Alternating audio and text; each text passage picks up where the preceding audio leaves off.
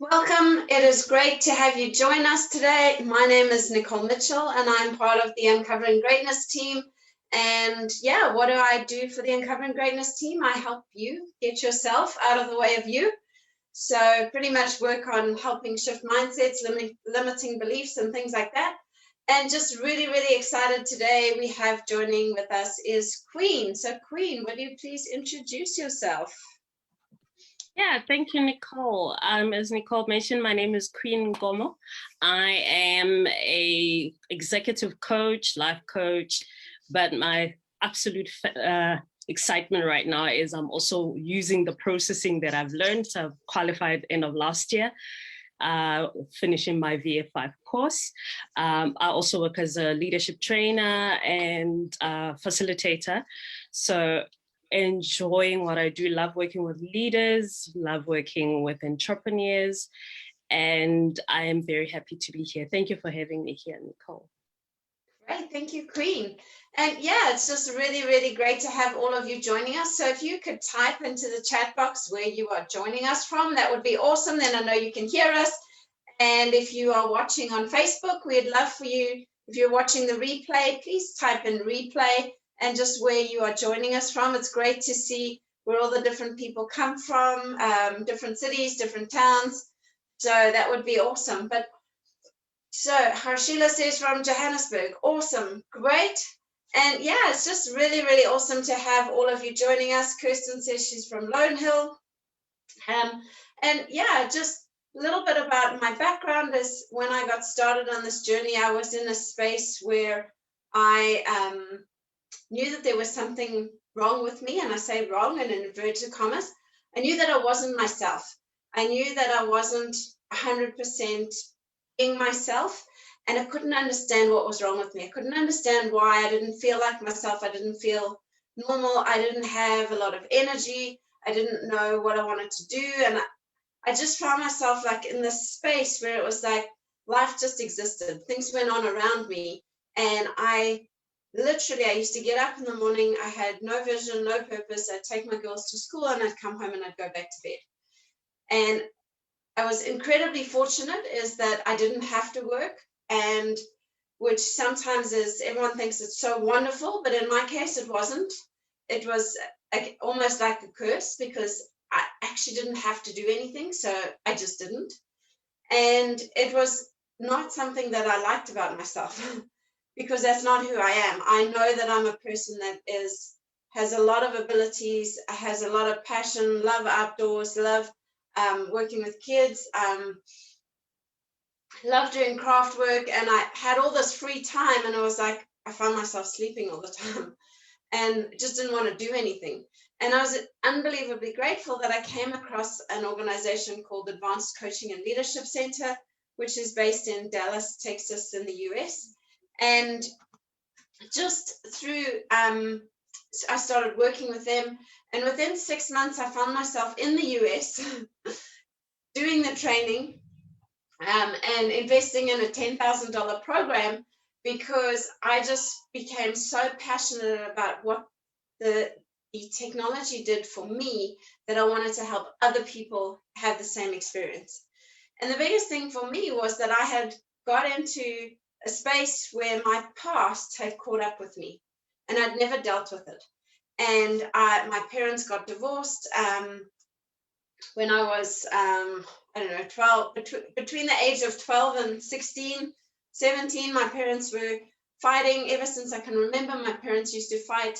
I remember going into school one day and saying to the teacher, I think my parents are going to get divorced. And the whole class burst out laughing, like, what's the big deal? You know, like, this is normal.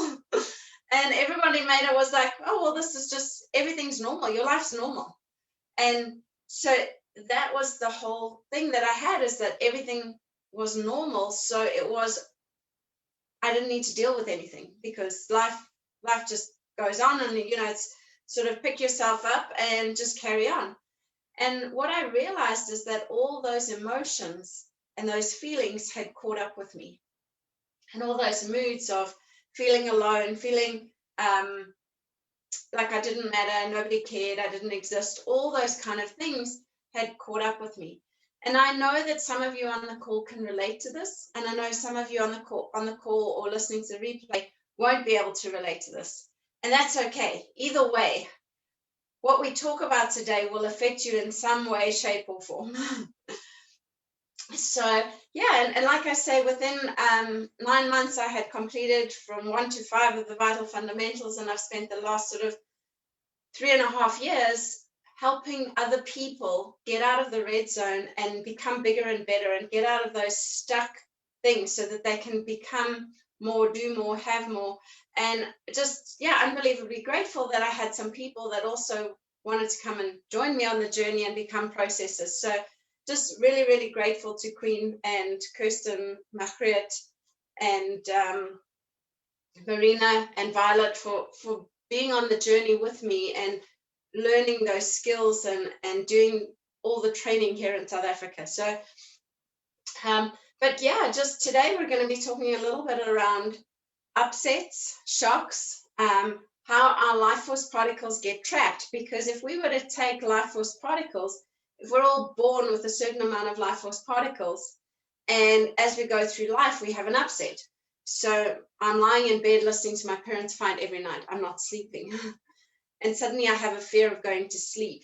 My life force particles get trapped. Even today, I do not like going to bed. I would rather stay up all night. I'd rather fall asleep on the couch. I'd rather, and I see there's a couple of people laughing and smiling faces, but the truth is, yeah, I'd rather sit up and fall asleep and watch a movie than I would to go to bed. Why? Because I have life force particles trapped in from the age of 3 or ever since I can remember. I never knew if my parents were going to fight after I went to bed or not. And 9 times out of 10, they did. And I would lie in bed and go, please don't fight, please don't fight, please don't wake. And like, if I go to sleep, I hope that they don't wake me up. The sound of them fighting doesn't wake me up. And so I have a lot of life force particles trapped in sleep. And I'm sure I'm not the only person who has that. A lot of people have trouble sleeping. They get triggered into something and then they can't sleep. And sleep is one of the first things that goes. But why? Because we're stuck in an upset. And we're stuck in something. So the other way is the setup has been flipped upside down, and if you take setup and reverse it, you get upset. So when you have your setup, my setup is I'm going to bed at 7 o'clock at night at the age of 3 to 10, or whatever age whatever time I'm going to bed. And that setup is being upset because now I lie in bed and as I'm dozing off to sleep, I suddenly hear all these louder voices and they're not very pleasant. And so my setup of going to sleep has been upset. And I know that when I hear loud voices at night, I wake up because that's what I'm being triggered into and reminded of, is that sort of my parents fighting at night. And it's funny, I was talking to a friend over the weekend, and she was saying to me, she was telling me the story of how she takes sleeping pills. And I said to her, why do you take sleeping pills? And she goes, oh, I just can't sleep. And I literally asked her, I said, well, how long have you not been able to sleep? And she said, well, ever since I can remember. And she said, probably since about age 4 or 5. So I said, well, what was happening just before you turned 4? and she kind of went, well, my parents used to fight a lot. And I started chuckling, and I'm pretty sure that's the reason why I'm sharing this with you, because it triggered me and reminded me of why I don't like sleeping. And she started, and I was just like, oh, and just asked her a couple of questions around, when did that start? What happened? And the biggest thing is she has life force particles stuck in that upset of that, a lack of harmony. So, in terms of today, we're just going to be talking a little bit around that and some of the things that happen. So, Queen, anything you'd like to share on that? Thank you, Nicole. I just wanted to say you definitely did not trigger anything whatsoever for me. Nothing at all. But I just had like a vivid memory about, money and dependence. Because, my dad was like, okay, I got the money's mine.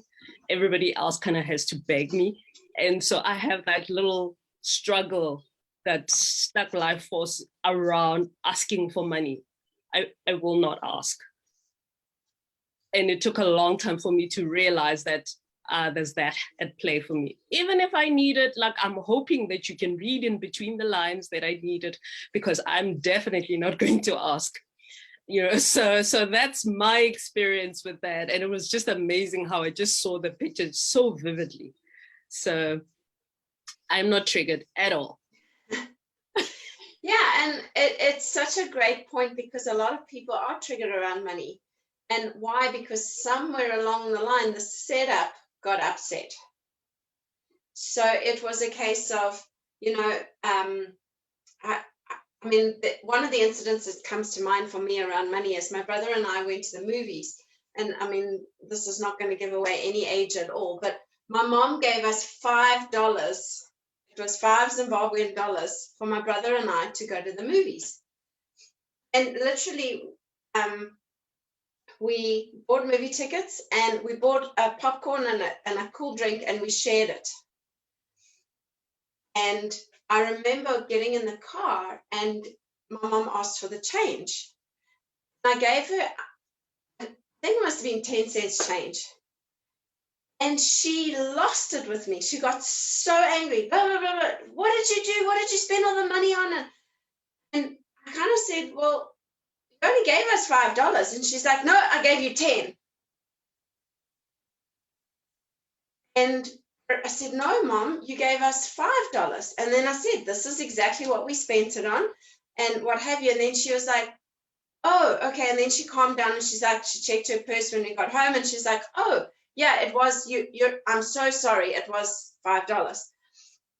But for me, it was such a huge upset, because I had been so careful around the money and so careful what I did with it, and how, my brother and I shared everything. And then we got in the car, and I was so proud that we had change to give her. And then I got into trouble, and she was yelling at me, why is this, you only giving me 10 cents or whatever it was. And I just remember her yelling. And it was like completely deflated me around, well, don't talk about money, because the setup was upset. And I'm pretty sure many, many people have, you can tell hundreds of stories of different times in your life where you've been accused of things, you've tried your best to do something, and somebody shouted at you or yelled at you because you didn't do it right. And it creates all these little voices around money. And what happens is we then don't want to talk about money, or we avoid it, or we don't, like Queen says, she doesn't ask for it. So it's such a key thing. And it's not about, Fiona says, talk about age. When I was young, we used to get 20 cents to go to movies, which bought the ticket, a cold drink, and some chocolate. So I guess, Fiona, it just depends on what country you were in, because in Zimbabwe we had dollars, and I know the exchange rate was not 1-to-1 even back then.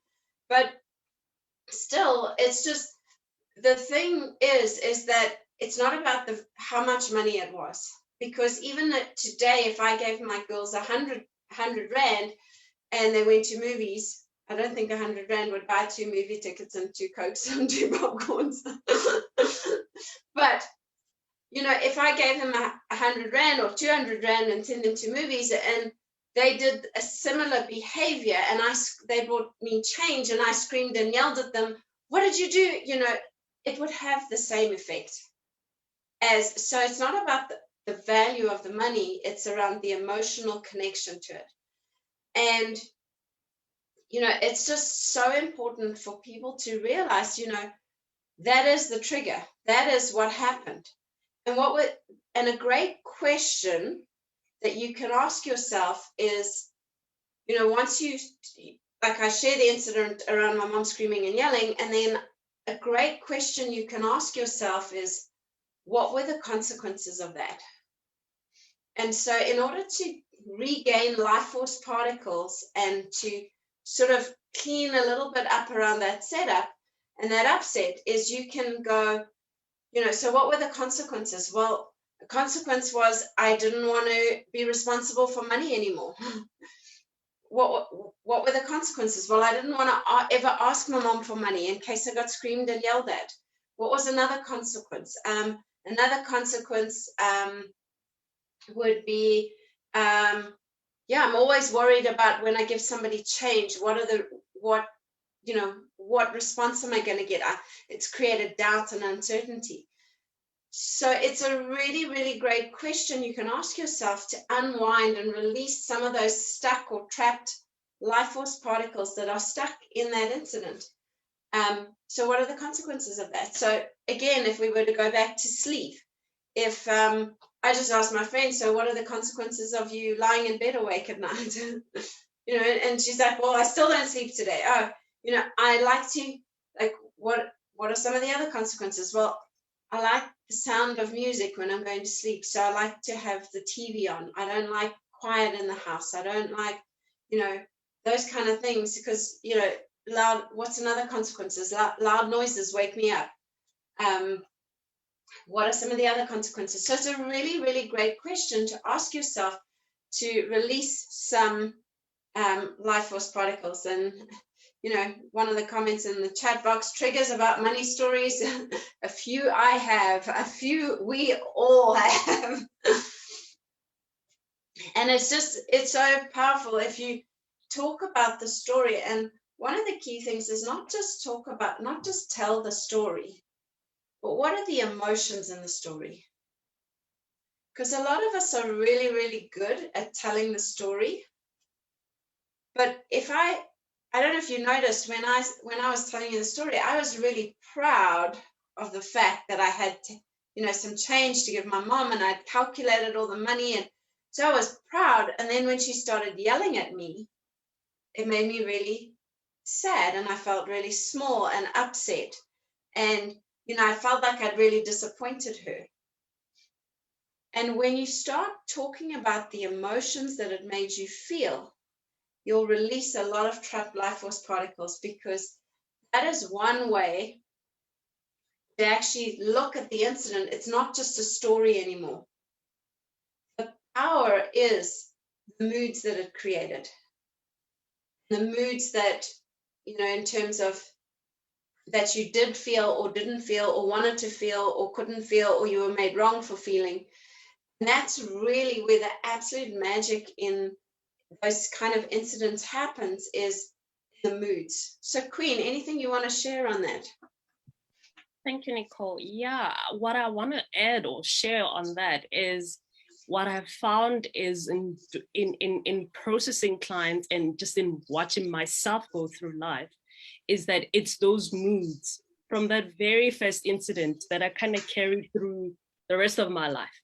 So when I'm having incident B with asking money from a client, like charging and setting a price for my client, the mood that's reigning there is not based on that current situation.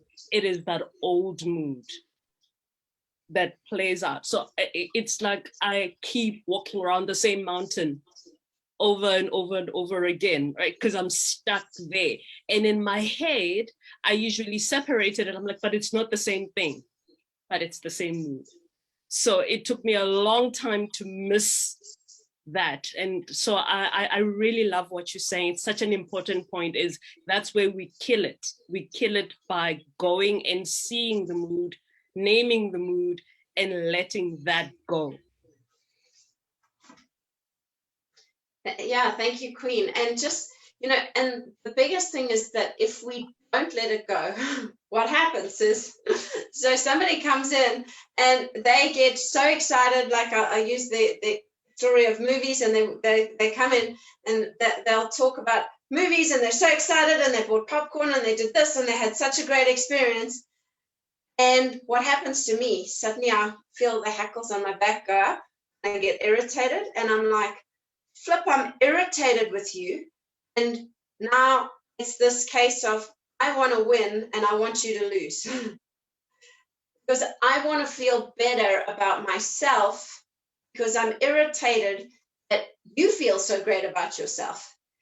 And it's not even the intention of it. It's never the, I don't know anybody that wakes up in the mornings to say, you know what, I really hope that I crush everybody I come into contact with. And I really hope that I ruin everybody's day. And I really hope that, they all lose. We don't get out of bed to do that, do we? We get out of bed to have a really great day and to help as many people as we can. And if we're not careful, this is what starts to happen in our businesses as well.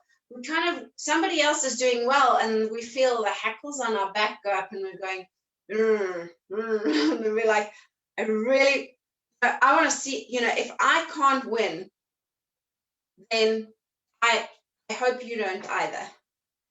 That's never the intention, it's never what we want. Because we're sitting with all this pent up energy and emotions that we don't want, it's no longer win-win. It's, I don't care if I win or not. I just hope that you lose. If I have to lose too, well, that's okay.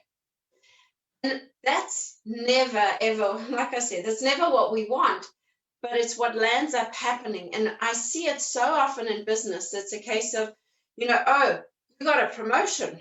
Oh, well, you know what? I'm going to do everything I can to sabotage you. And I don't care if I lose at the same time. Why? Because you getting the promotion triggered and reminded me of a time when I failed in a position, or I lost, or I didn't get what I wanted. And so what happens is it's never the intention or what we want for that person. We land up sabotaging them and ourselves, and it becomes okay for us to lose because we want to see them lose. And Queen, maybe you can share. I know you've seen a lot of that in corporate. You experience a lot of it, and maybe you can share some of those stories that you've experienced. Sure. Where do I begin? So I think some of us might even identify with just having that person that feels like they're out to get you. I've had, like, it's my leader or my boss. We're in the same team, right? Supposedly, if I win, the team wins. But you just have this person that has their mindset on, you cannot be successful. I will do whatever I need to do to keep you down there. And if you do anything right, I will take the credit for it. Even if it means that you end up leaving the team, as much as you might be the strongest part. I have a client actually right now, a coaching client that has a very strong team member, but they have a big clash. They just can't stand each other. I think that's the best way of putting it. As to where it comes from, logically, she doesn't know, but having done the work that we've done, I know that there's an upset somewhere. She's being triggered and she's not dealing with the person that is in front of her. She's dealing with the old issue. And in her trying to make this team member lose, and I've had a boss do that, they're actually trying to make that other person back there in that past lose. And you're taking it out on the wrong person. So I've had people stepping on each other. I'm sure we all have stories that we can tell of a person who just, the funniest one I have, Nicole, and I'll end with this one, is where we had a leader who, as we used to sit in a long line because there were different departments sitting together. But the person sitting closest to the door, their job was to text all of us the mood of the leader. Because you literally can see the mood of the leader as they walk in. By the time the leader got to up there, we know, okay, run, hide. Those were the words, run, hide, look busy, you can smile and relax. Half the times it was run and hide. So, because we would carry stuff with us and we take it to the office and we take it to the people. But unfortunately, I don't even think that that leader knew what was going on for them. They just saw it. They saw what was happening there in their head, playing out here. And they were not really the same situation, but a lot of upsets that are mistaken. And I love the one question that you once helped me with, to say, ask the person, who do I remind you of? You know, because sometimes it's not about you. Half the times I've learned, especially in the corporate space, because people are not very present. So they're not really dealing with the reality, they're dealing with stuff. So when you ask that, I've asked the client that, who does that person remind you of? And it was amazing to see when they realize that, oh, it's got nothing to do with this person. This is what's been happening for me. Yeah, thanks, Queen. And yeah, it is. It's so true. It's never about the person. It's always, you know, it's always their stuff. It's never about you. So that whole thing around, if I walk in and I want to see, you know, somebody's having a really great experience with movies and they're telling me how great it is, and I'm going, hackles on my back are standing up, and I'm going, you know, I really want to see you lose right now. I hate the fact that you had a really good time at movies. It's a really great question to ask yourself. What is that person, that event, those things trigger or remind you of? Because, it triggers and reminds me of the time I went to movies and I had a really crappy time, or it triggers and reminds me of. And that's another way to just identify what it is that's actually getting triggered in yourself. Because it's never about, anybody can go to movies and have a really great time. And it's, you know, some people, it's just, they'll tell me their story and it's amazing and it'll be fine. And then the next person comes along and I don't know what it is, but something just gets triggered. Maybe I'm a little bit more tired. Maybe I've spent the weekend with my family and it's just reminded me of my family. But sometimes you'll find, you know, it's fine. Nothing happens. And other times it's just boom. And you suddenly like, ugh, this person was my friend 5 minutes ago, but right now I really don't like you. And I just want to see you lose. And I don't care what happens. I don't care if I lose, but you need to lose, because if you lose, I win. Which is, you know, it's quite ironic when you think about it, because that's not how, logically, it doesn't make any sense. It doesn't, you know, in terms of our businesses, it doesn't make sense. Like sometimes you wonder, what was I thinking? Like, how could I even have, you know, let that person get the better of me? And generally, it's never that person. It's that, what did they trigger or remind you of? And it triggered or reminded you of a time where you did something that you weren't supposed to, or somewhere else. Another one that I got reminded of this weekend is we were doing an exercise, and you had to carry something from one place to another. And there were two orange cones. And I had a partner and we were carrying stuff and we were walking between the cones. And the people next to us started walking skew, and they started walking towards my cone. And I'm starting to get irritated. And suddenly I found myself move over, and almost ready to wanting to step out of line and barge them out the way. And it's like, well, that doesn't make sense. It's not going to benefit me at all if I do that. It would make far more sense for me just to take a step to the side and just walk a little bit sideways and let them walk skew. But when I was really small, I broke the rules and my brother nearly drowned. And because of that, I have a thing about the rules are you walk from cone to cone. That's it. Not come into my space because there are consequences. That's what gets triggered. So when people start to break the rules, it triggers me. And sometimes I become this not very nice person. And, I can laugh about it and what have you, because I know that that's what's happening. And people who know me, they'll also laugh at me. I mean, one one of the ladies in my team, she goes, Nicole, stop being so OCD. And I started laughing, and it was just like, yeah, I know. And we laughed about it and joked about it. But, it's great to have people around you that know those things about you, because otherwise you become very aggressive.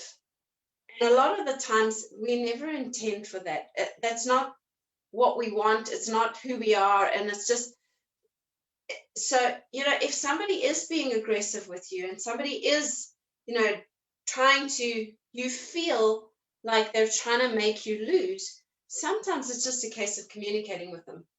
Hey, what's happening? I get the sense that I've really pissed you off. I've really pushed your buttons today. What's happening?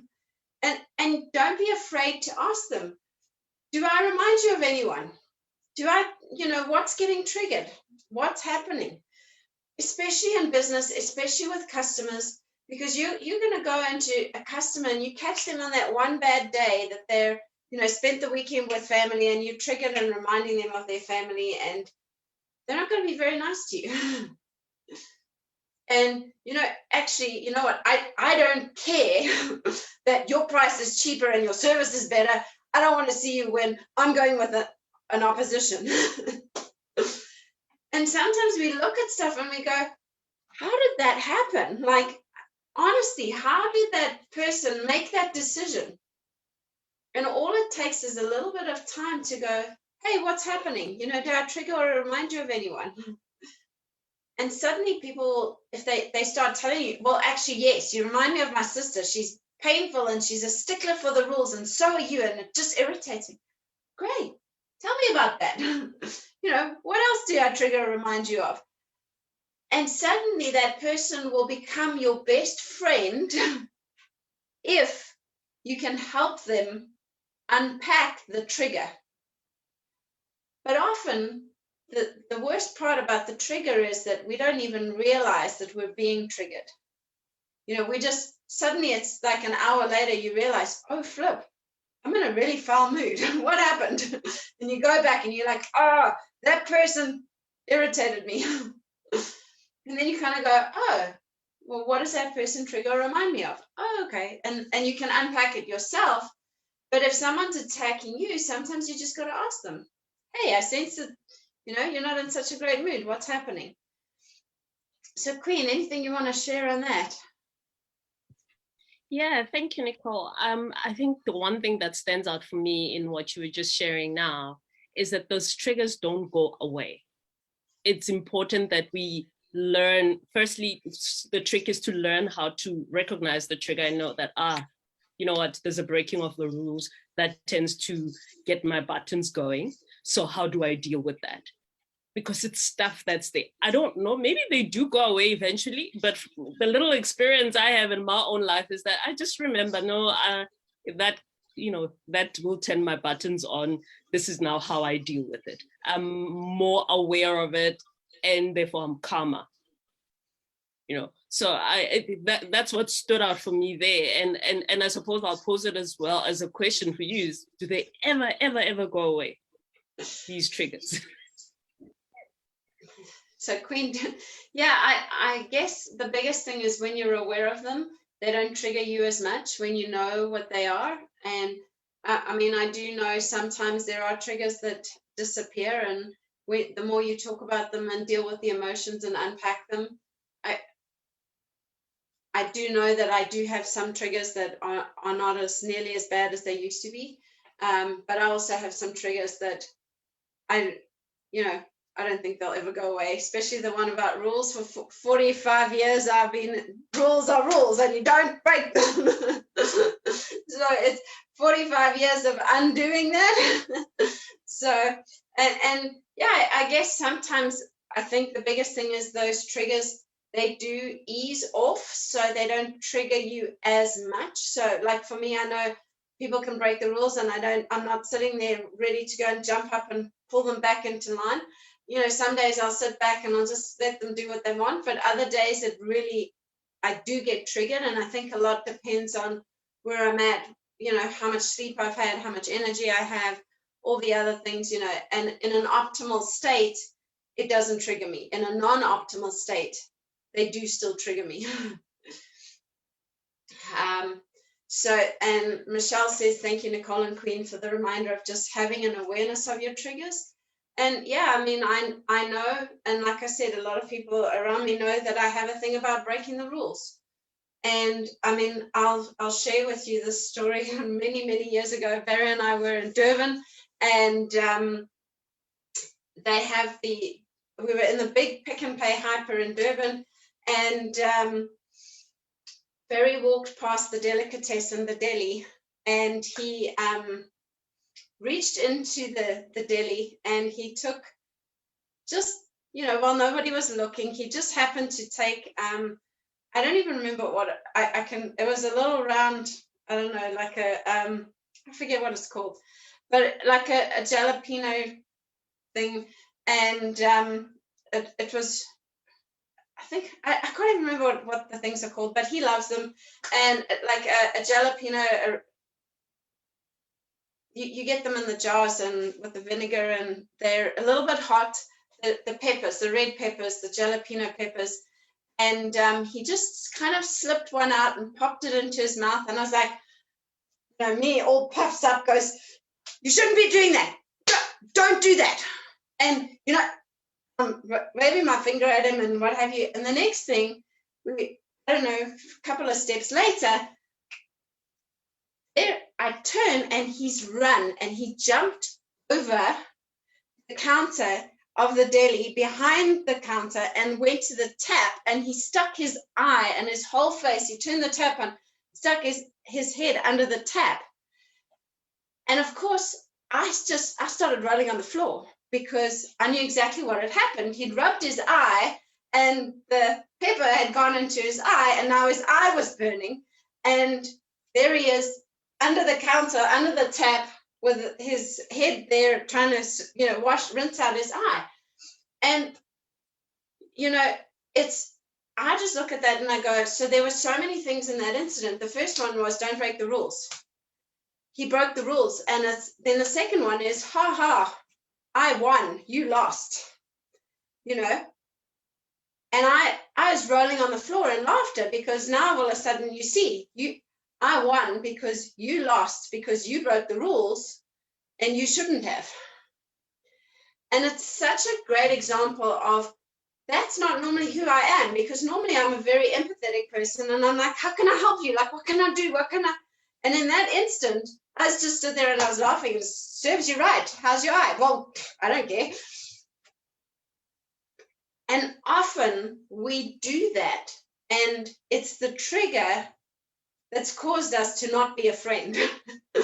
It's that combative personality. I want to see you lose because you didn't do what I said, and you in that instance, you broke the rules. Ha ha ha. You lost. Good, I won. And that's not, and we do that in so many instances, like in business.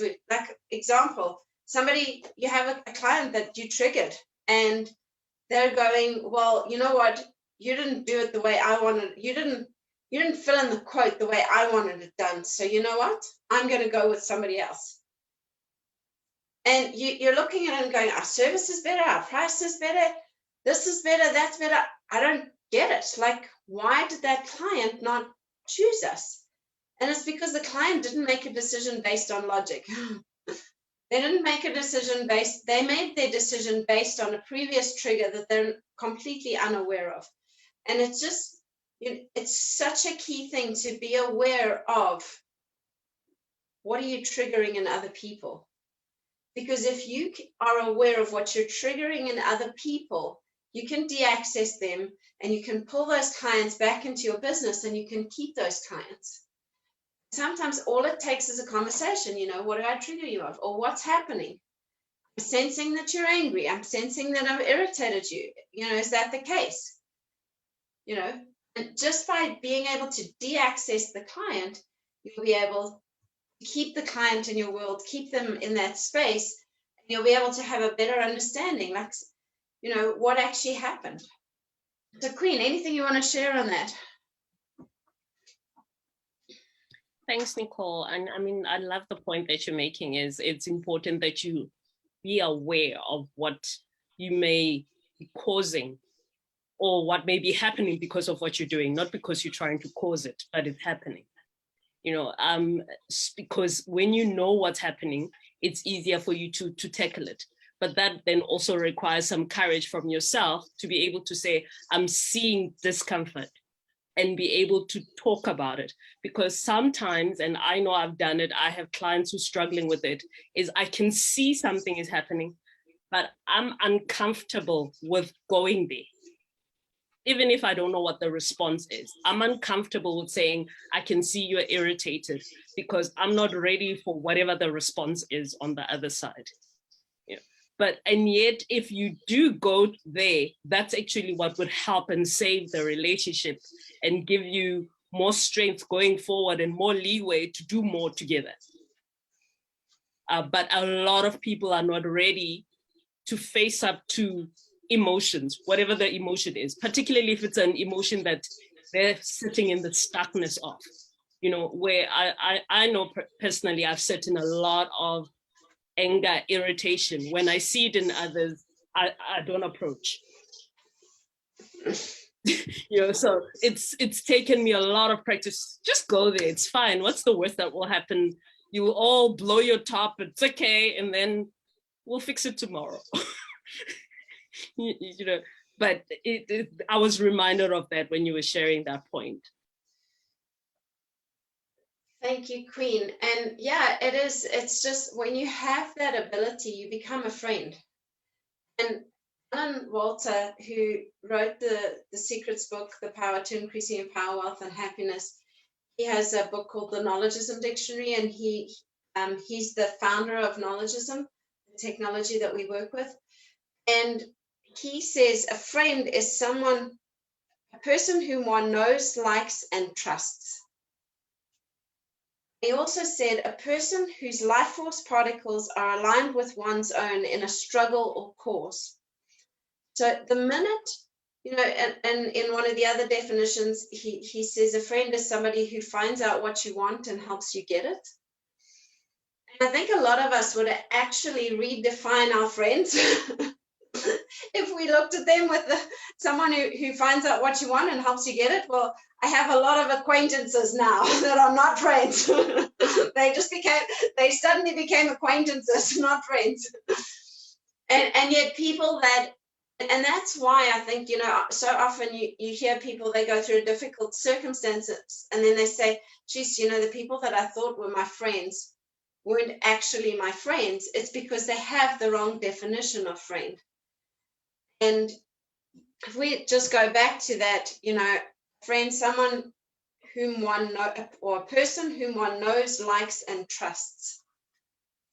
If you say to somebody, I'm sensing that you're upset with me, I'm sensing that I've irritated you, generally they'll actually tell you, yeah, well, you remind me of my sister, or you remind me of this. And suddenly what happens is they start to like you. Then because you didn't get upset and you didn't go, well, I'm not your sister. You kind of sort of go through that, and suddenly they start to trust you. They start to know you. And then what happens is they become your friend because they know, like, and trust you. Then you can find out what they want and you can help them get it. And the minute you do that, you will create a relationship that is so much stronger and so much better, and you will be able to build your business on that, because suddenly now you've got somebody that knows, likes, and trusts you. You can find out what they want, and you can help them get it. And more often than not, they find out what you want and they help you get it too. And so we move from that sort of combative personality, because in the instance if I take the instance of Barry diving under the counter because he picked up a jalapeno, I wasn't afraid at all. In that moment, I was very combative. I was like, you shouldn't have done that. You're going to get into trouble, blah, blah, blah. And then the next thing, he's diving over the deli, Now suddenly, the fact that he jumped over the deli and broke the rules and went behind the counter and is using the pick and pay stuff. I mean, thank goodness we didn't have COVID then, because the deli probably wouldn't be closed. But anyways, but in that moment, I wasn't a friend at all. I was just killing myself laughing. And I was like, yeah, it serves you right, you know. And if I had been afraid, and because of the trigger, it turned me into something I didn't want to be. If he had accessed me a little bit and said, hey, you know, what is me, you know, breaking the rules trigger or remind you of?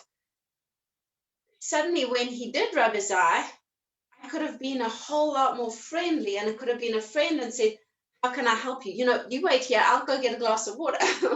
or you know, those kind of things.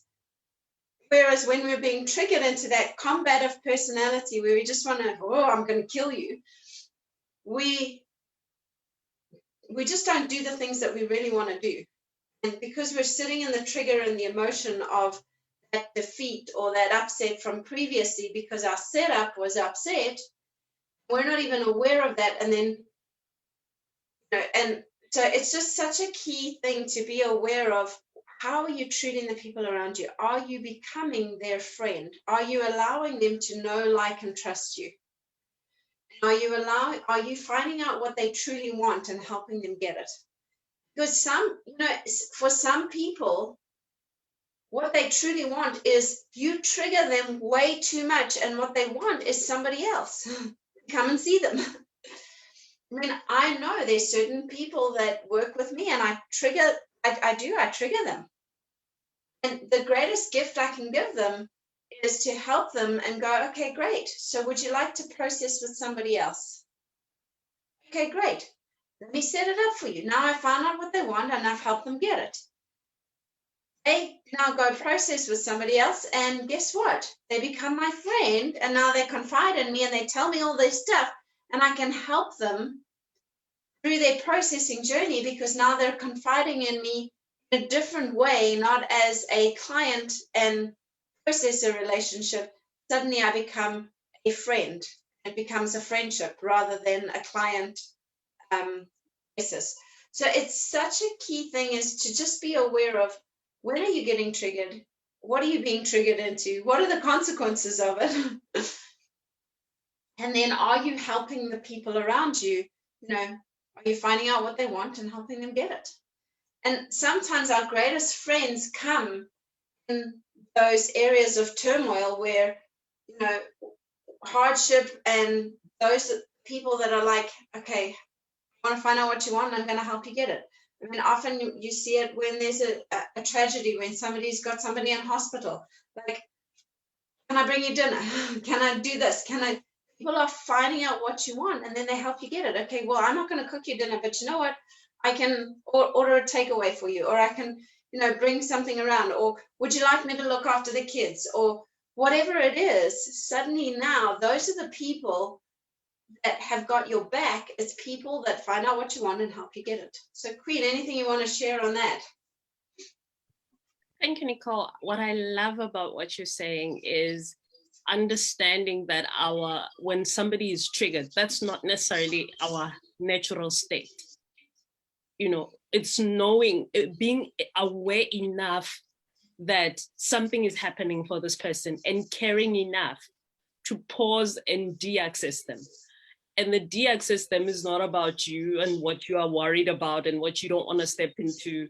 It's a gift to them, for them to see what is going on for them. And as you de-access them, you get closer to being able to give them what they want, finding out what they want and giving them what they want. It's just understanding the natural state of a person. And if you can understand that about yourself and being able to give it to yourself, it's so much more easier to actually give it to another. I'm so grateful for this reminder, just to care, know that when people are going crazy out there, and many of them are, there's something going on. Yeah, and it's such a great thing. And then the other thing to look at is, what are the person's words that they're using? Because so often people will say, so I give you an example. The other day I packed some stuff and I put it by the front door, and we had a visitor there, and the visitor said, "Do I need to take this stuff to the car for you?" Immediately I said, "No, you don't." I don't need you to take it anywhere for me. And the reason why I share that is because words are such a key thing. It's like, if that person had said, "Would you like me to take this to the car for you?" I would have said, "Yes, please." But their thing was, do you need me to take it to the car? No, I don't need you to take it. I'm quite capable of taking it myself. Thank you. It's such a little thing, but you don't know how words impact the people around us, and the words that you use, how they trigger people. And do people understand the meaning of the words? And if somebody in your office, in your space, in your environment uses a lot of negative words, oh, that person's always so draining. They always drain the life out of me. You know, could you encourage them to say, well, what's one thing positive about that person? And can you get them to shift their wording? Because often people don't have words like happiness, exciting, powerful, winning, loving. They don't use those words in their vocabulary. Why? Because the environment they grew up in didn't use those words. And so when you start to ask people the meaning of words, you can also start to de-access them by asking them, what does that word mean? Like, that person always wears the same shoes. They always wear white shoes. And you know, it's something like, you ask them, well, really, do they always wear white shoes? And they'll say yes. Oh, well, what does always mean? Well, all the time. So do they wear white shoes every day? No. Oh, so they often wear white shoes, not always. You know, I never ever want to be like that person. I never want to be like that. Okay, great. So, you know, what do you want to be? So what would be the positive of that? And instead of that person being in that negative, using negative words, could you ask them some positive words and get them to actually look those words up? You know, in terms of, you know, could you set a challenge that you're going to look up, I don't know, a positive word every day for a week and discuss it in your office? And you'd be surprised, you know, you start looking up words like happiness, joy, excitement, love, even words like concentration and knowledge, responsibility. You start looking those words up and you make people aware of what is knowledge, what is responsibility. And you can have a discussion with them, just, you know, a word, or maybe it's a word of the day or a word of the week, or, you know, are you being responsible with stuff? What does responsibility mean? And even you can like have some fun with it, like on a Friday, go, okay, so where were you responsible this week? You know, or what knowledge did you learn this week? And you can use words just to have some fun and get excited. So yeah, Queen, anything you'd like to share on that? Thank you, Nicole. Words. So I know that in the coaching space, we spend a lot of time. I know I spend a lot of time asking people, so, but what does that mean to you? And I've been absolutely amazed how okay, at first, depending on how often I've worked with the client, at first it almost gets their back up, you know, because I don't know, there is something about professionals, because when you're professional, you should know the meaning of every single word in the English language, which is not necessarily true, right? But once people get their gut down and say, you know what, let's look at it. Let me see what else is there. It's changed a lot of my clients' lives, Nicole. I mean, where we just sit and say, let's look it up. You want to be a great leader. What does leader mean? What does leadership mean? Let's pause, let's look it up. And I've noticed how their words, their terminology has increased. I've been absolutely amazed at myself about the lack of vocab that I've had over the years and not even realized. And I'm seeing it in my client and just working on helping people to find words to express themselves. Because, for example, I can say, so how are you? I'm fine. But what does fine mean, right? Or I'm good. What does that mean? Or I'm angry. But there are so many different words that can help me get to what I need to get to.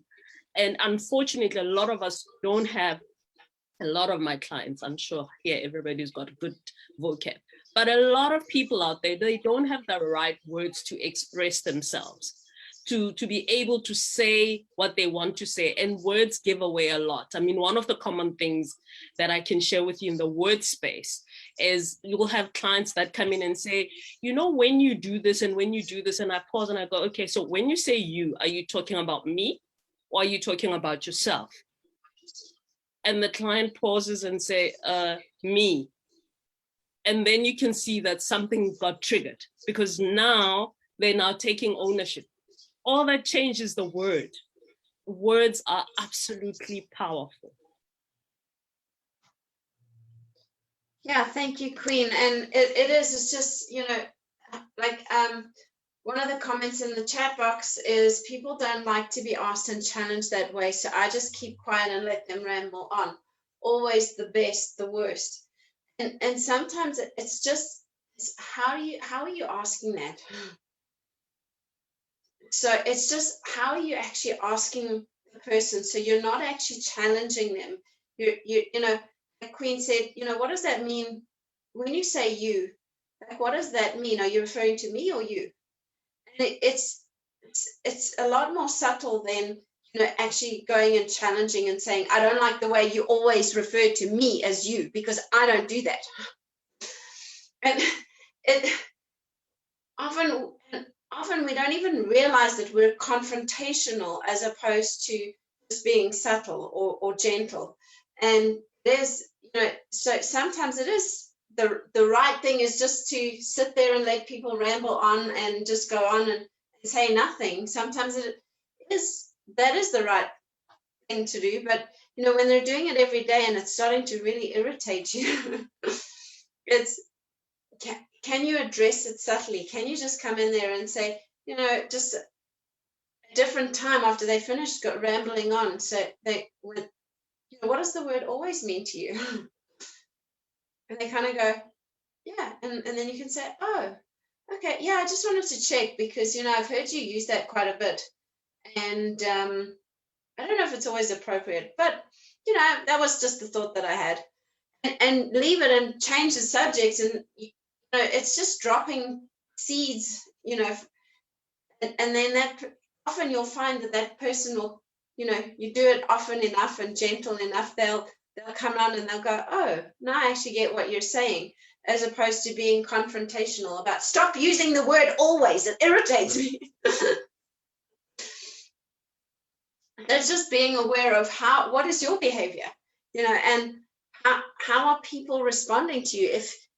You know, if it is people don't like to be challenged by you, well, I'd ask you the question, how do you feel like you're challenging them? Or is their response a challenge? You know, is that how you feel? Well, why do you feel like that? Do you feel like you're always challenging people? If that's the response you're getting, you know, don't be afraid to ask people and say, hey, you know, I feel like I'm always challenging people. You know, is there something I'm doing to create that?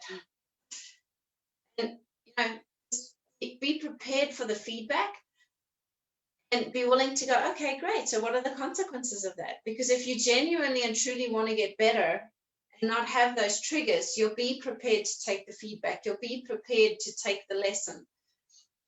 So it's just be aware of where's the upset, what in your setup was flipped upside down, got overturned. What are the consequences of that? And then, you know, just look at some of the triggers around how could you get better at that, and what could you do to change it? How could you de-access people in your space, in your environment, and start to help them?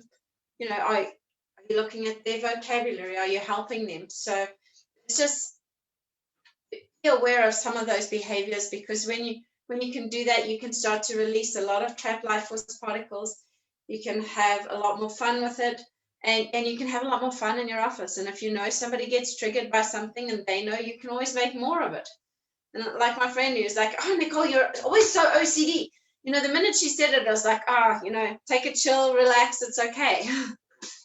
You know, so it is. So Queen, as we finish off, is there anything you'd like to add? Any final last words? Yeah, my final last words are, we were made for harmony. Like when we're in a harmonious state, that's our optimal state, and we can do more and be more in that state. But it just requires a little bit of courage on our part in looking at ourselves and in helping others. And thank you for being here, and thanks to everybody. Yeah, thank you, Queen. And yeah, such a great word, harmony, is that, you know, maybe go look it up if you haven't looked it up, and just sort of be aware of that harmony in your space, and do you want more of it? And one of the ways to create more harmony in your life is do some presence, some gratitude. And we have the Green Zone daily ritual.